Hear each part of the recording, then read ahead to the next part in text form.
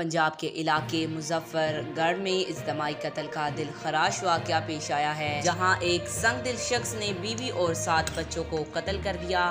تفصیلات کے مطابق اجتماعی قتل کا یہ انتہائی افسوسناک اور دل خراش واقعہ مظفر گڑھ کی تحصیل علی پور کے علاقے مڈوالا میں آج صبح پیش آیا، جہاں ایک انتہائی سنگ دل اور شفاق ملزم نے کلہاڑیوں کے پے در پہ وار کر کے موت کی نیند سلا دیا۔ واقعے کی اطلاع ملتے ہی پولیس کی بھاری نفری جائے وقوع پر پہنچ گئی، جبکہ علاقے میں خوف و ہراس پھیل گیا۔ اہل علاقہ کے مطابق ملزم کا نام سجاد ہے، جس نے ہتھیاروں کے ذریعے اپنے 7 بچوں اور بیوی کو قتل کیا اور ان کی لاشیں ایک کمرے میں تالا لگا کر بند کر دی تھیں۔ اہل علاقہ نے تالا توڑ کر پولیس کو اطلاع دی اور ملزم کو پولیس کے حوالے کر دیا۔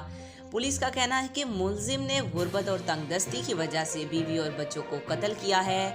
مقتول بچوں کی عمریں 2.5 ماہ سے 8 سال کے درمیان ہیں۔ پولیس کے مطابق مرنے والوں میں قاتل کی بیوی 40 سالہ کوثر، 8 سالہ انسا، 7 سالہ کنزا، 5 سالہ رمشا، 4 سالہ شناز، 3 سالہ انس، 2 سالہ سبحان اور 2.5 ماہ کی منزہ شامل ہے۔